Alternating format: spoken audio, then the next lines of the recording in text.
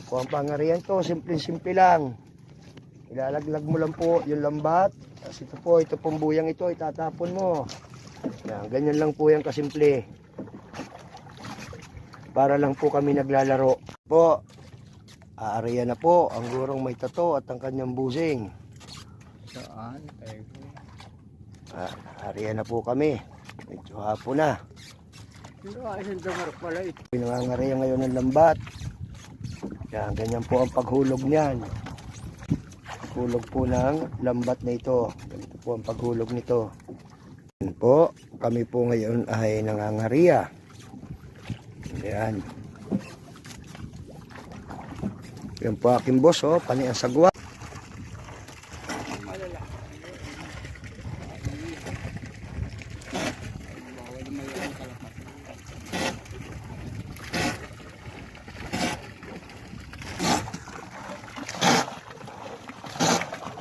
Huwag na kayong magkanlaglag ang mama.